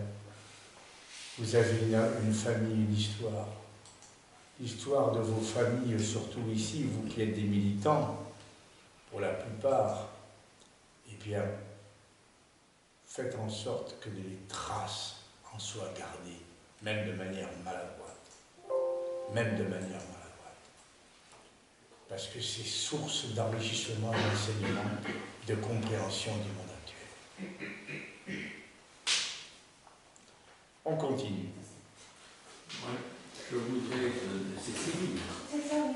Je voudrais dire à Céline, il y a un film de 1948 qui est mort sur la sécurité sociale en Angleterre. Voilà. Et ça vous permettra, te permettra, tu feras ce que tu veux. Je veux. Voilà, ça te permettra de comparer, mais c'est je crois que tu dis, non Mais j'ai vu beaucoup de 1940. je sais pas si vous... Eh bien, 1948, donc tu as la création d'un système de sécurité sociale qui est différent et c'est vraiment bien fait. Donc, excuse-moi, je voulais en parler, mais tu as raison, Alain. Hein? Non, c'est Alain qui est intervenu. Oui, c'est moi, oui. Tu as raison. Encore Pour une une fois. question? J'ai un copain qui me connaît bien, qui a dit pour une fois.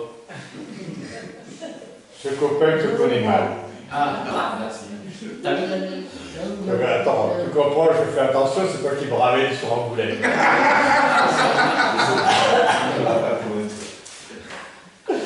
Ouais, il faut savoir rire, vous savez.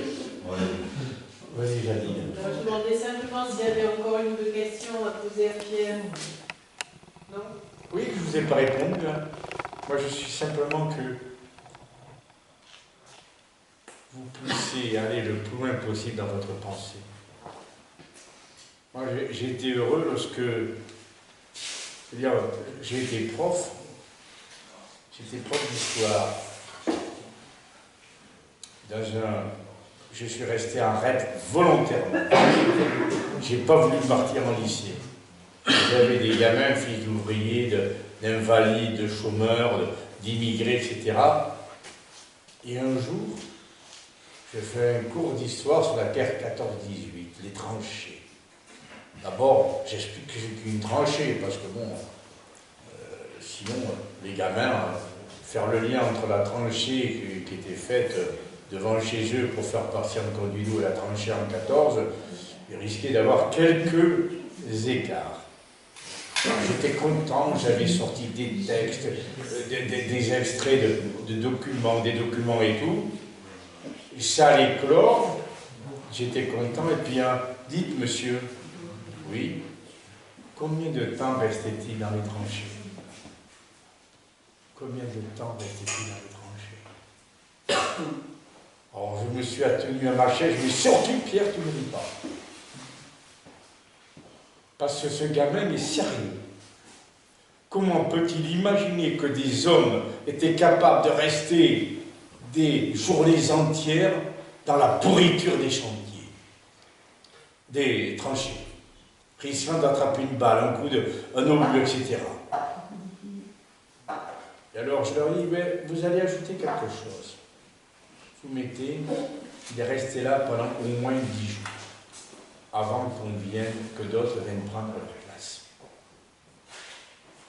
Et vous savez, ça vous fait réfléchir par rapport à la perception qu'on peut avoir de l'histoire.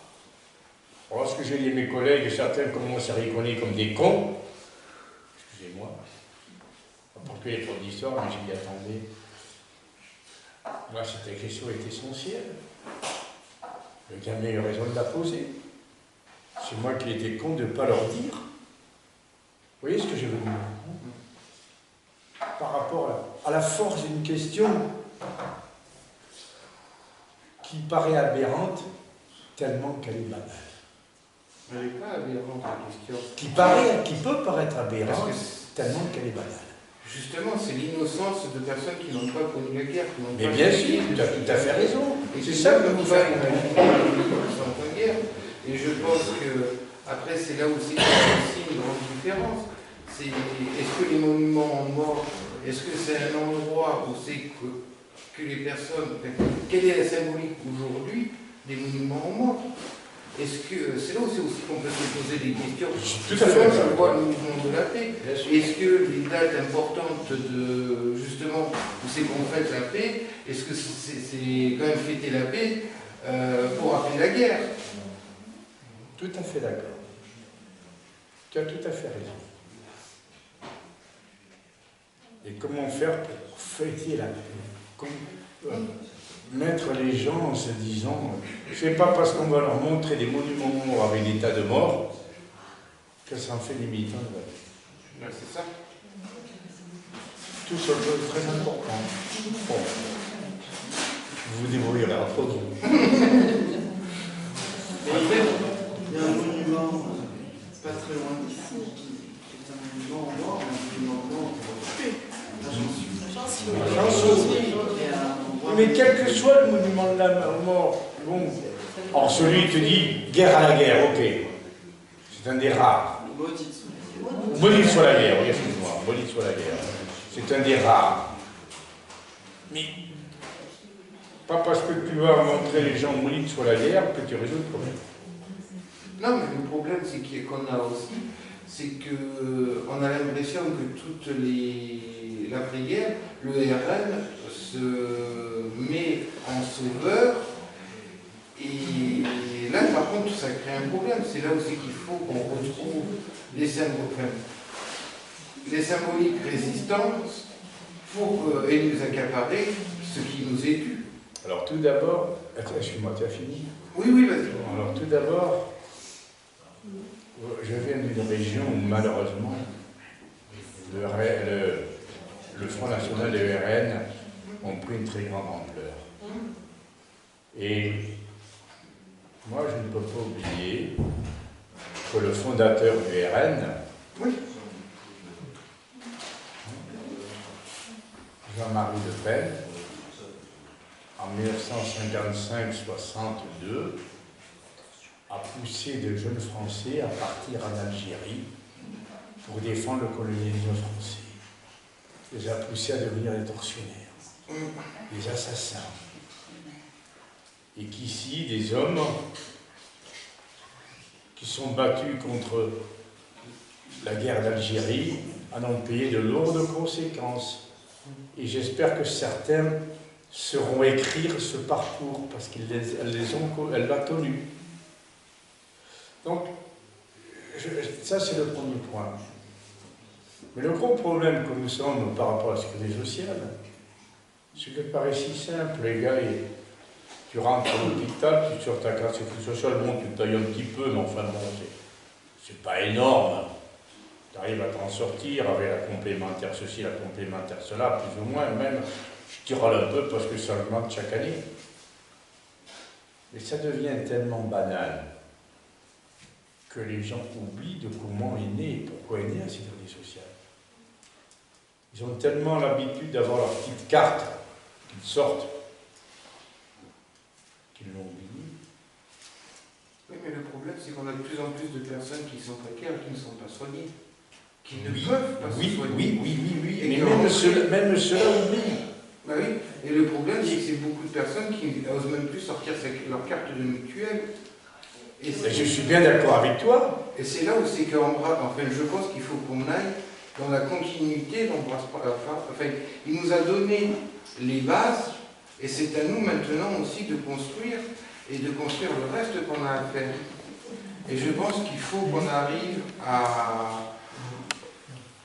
reprendre ces valeurs, et que refonder ces valeurs pour pouvoir continuer le combat, en fait. Parce que le combat, il stagne, et le problème, c'est que nous, on se... Pas nous jeunes, parce que je pense que tout le monde, là, la précarité touche tout le monde. que ce soit les personnes retraitées, comme les jeunes, comme les travailleurs, comme les sans-emploi, comme les précaires. Oui, mais excuse-moi, je suis d'accord avec toi. Mais aujourd'hui, les gens ont tellement dans leur tête qu'il y a l'accès social que ce n'est plus quelque chose, ils ne le considèrent plus comme quelque chose d'extraordinaire.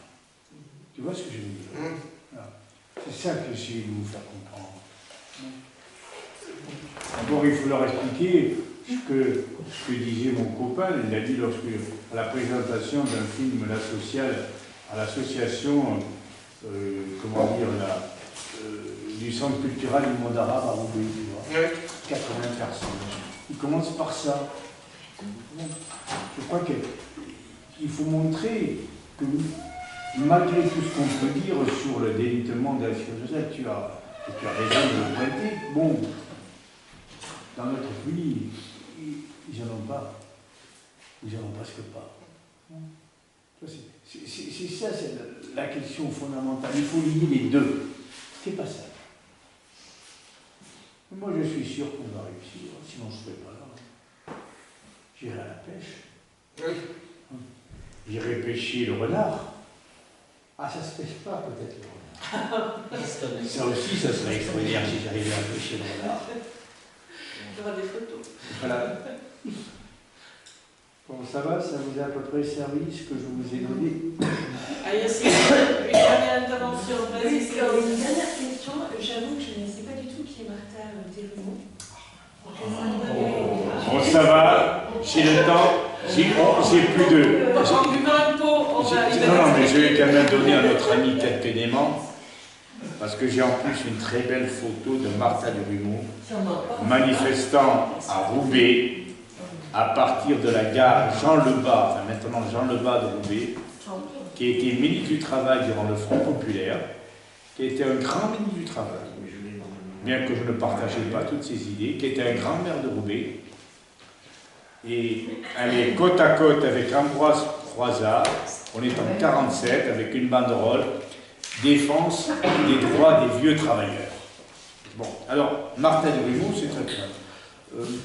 Je peux t'en faire pendant 24 heures, mais je vais essayer de te donner quelques dates clés. Elle est née en 1897, à Comines, à la frontière belge. En 1906, son père meurt écrasé par la machine, enfin, la machine qui transportait la pompe à eau des pompiers. Et là, il n'y a pas de sécurité sociale. Hein. C'est la misère qui gangrène la vie du foyer. Elle a 4 sœurs et 2 frères. Une mère handicapée. Elle va être placée comme bonne à tout faire dans une famille bourgeoise du sud du Nil. Elle s'en enfuit. On ne sait jamais pourquoi. On n'a jamais su pourquoi. On a le droit de tout imaginer. Et l'historien est obligé parfois d'imaginer. Et lorsqu'on voit comment étaient traités les domestiques, en plus Martha, même à 9 ans, était grande, elle paraissait d'une gamine de 13 ans, tu as le droit d'imaginer l'horreur. Elle revient chez elle, alors qu'elle ne sait ni lire et écrire. Elle fait de Fachtubélide à Comines, il y a une trentaine de kilomètres. Elle revient chez elle, elle dit « je veux devenir ouvrière ». Car elle a cette idée que dans la classe ouvrière, il y a des solidarités qui sont en train de se créer, qui n'existaient pas parmi les autres.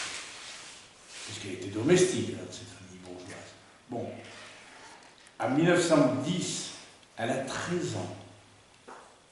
Elle travaillait déjà en usine depuis 1 ou 2 ans, même si les patrons n'avaient pas le droit de l'embaucher, puisque l'obligation scolaire de l'école était obligatoire jusqu'à 13 ans. Là, au lendemain de son 13e anniversaire, elle adhère à la CGT. C'est la seule femme à la CGT à Comines, 10 000 habitants. Lorsque Jaurès meurt, le 1er août 14, elle apprend, elle travaille là, dans une autre entreprise, pas dans une entreprise textile, elle apprend que Jaurès a été assassiné, parce que dans les entreprises, à cette époque-là, il y avait peu de gens. Il y avait des gens mangés, puis il y en avait un qui prenait le journal et qui lisait le journal. Et d'une voix à la blanche, il annonce « Jaurès est assassiné ». Elle n'a pas 17 ans.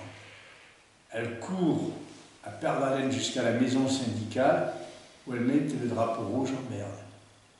Pourquoi le fait-elle? Parce qu'il n'y a pas de radio, il n'y a pas de télévision. Là, les gens vont se rendre compte qu'il y a quelque chose d'important qui vient de se passer. C'est un signal. La ville de commune va être occupée. En 1917, l'armée britannique menace une contre-attaque et donc demande aux Allemands d'évacuer la population. Bon, alors, ça aussi c'est important. J'en discutais tout à l'heure avec mes amis René et Luce. Elle quitte Comines, prend le train, traverse la Belgique, descend le Rhin jusqu'à Bâle, traverse la Suisse et arrive à Lyon, ville textile et canut. Elle habite sur la Croix-Rouge, dans une maison solide avec ses sœurs et ses frères. Et là, elle trouve un boulot chez un patron de Roubaix, excusez-moi, de Comines, M. Asprouk, qui lui, en août 14, voyant la guerre menacée et les risques d'être envahi, il avait réussi à transporter ses machines dans la région lyonnaise. Il a construit une entreprise textile au pied de la Croix-Rouge. Et il était très content de voir cette main-d'œuvre arriver de Comines. Les femmes habituées au travail dur, ne renaclant pas, acceptant de petits salaires et surtout revendiquant peu ou pas. Pas de peau, il y a Martha. Et Martha, après avoir été renvoyée par l'Union départementale du Rhône, chaque fille qui ne parle même pas bien le français, etc., qu'on ne comprend pas et tout, quelqu'un nous emmerde. Mais Martha et son frère, qui avait beaucoup de difficultés à travailler parce qu'il avait des problèmes pulmonaires, eh bien, elle va mobiliser les ouvrières et les mettre en grève. 3 jours de grève. Et là, on est en 17, le gouvernement a peur des grèves et tout. Il pousse le préfet du Rhône. Les préfets sont tenus à faire cesser les grèves d'une façon ou d'une autre. Et Asprouk doit négocier. Elle revient dans le Nord. Donc de cette grève, elle sort avec l'idée que, avec des revendications claires, à 500 rassembler les femmes, on peut gagner. C'est une sacrée expérience, hein, pour une gamine qui n'a pas 20 ans. C'est une sacrée expérience. En 1922, elle adhère au tout jeune Parti communiste. En 25, elle participe à un meeting contre la guerre du Rif, organisé par Maurice Thorez, qui n'est pas secrétaire général du Parti communiste, mais qui est à l'époque président de l'association contre la guerre du Rif et contre les impôts cailloux. La guerre du Rif, c'est où? C'est au Maroc. Il y a un soulèvement des populations marocaines, contrôlées par les Français, qui a pour objectif de réclamer une république dans le Rif. Leur chef est Abdelkrim. Cette guerre est horrible, terrible. Et Maurice Thorez demande à Martha, qui ne sait ni lire ni écrire, de rédiger le télégramme au président de la République. Alors, elle se met dans un coin avec quelques copains, quelques camarades, elle fait le télégramme, et Thorez le lit, corrige une ou deux fois, il dit très bien, Martha, on la voit comme ça. Vous voyez le coup de pouce qu'elle a reçu. Alors déjà, elle était connue parce que elle était devant les entreprises pour rappeler les travailleurs, les travailleuses à lutter. On n'avait pas le droit. Les syndicats n'avaient pas le droit dans l'entreprise. Il fallait prendre la parole à l'extérieur. Bon, allez, je passe. 1933, elle organise la grande marche des chômeurs de Lille à Paris.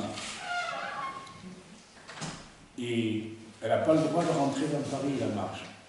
Et Martha va négocier avec la Chambre pour que les chômeurs obtiennent d'être rémunérés le dimanche, de recevoir une solde le dimanche, sinon ils ne recevraient que les 6 jours ouvrables. Tu fais le calcul dans ta tête, ça fait une augmentation de 15%. Et surtout, les chômeurs vont connaître le droit de vivre, même les jours où ils ne travaillent pas. Troisième, alors, elle va participer aux grandes grèves de 36, même les développer et tout. Je peux même te dire que c'est la seule femme présente lors des accords Matignon. Lorsqu'il y a les négociations entre la CGT et le patronat. Il n'y avait que des mecs. Il y avait une des nègres, Martha Drummond, celle qui avait recueilli des fiches de paye d'ouvrières pour les apporter à Frachon et à Jo pour négocier avec les patrons.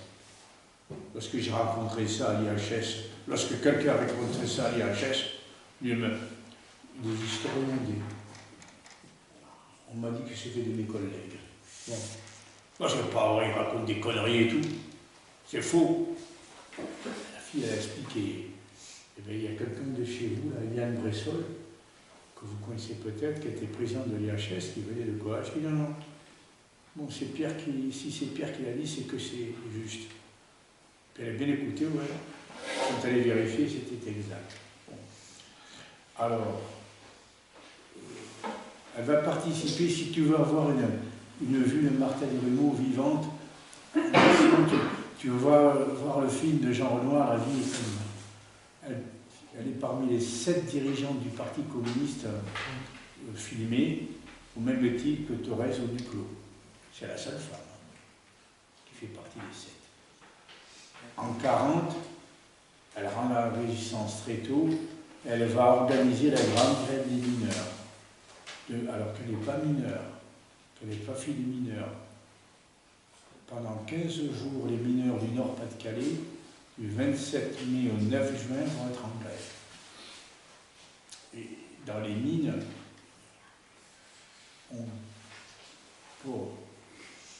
il y a plusieurs métiers, mais le métier, celui qui arrache le charbon dans les sous-sols au flanc des parois, c'est l'abatteur.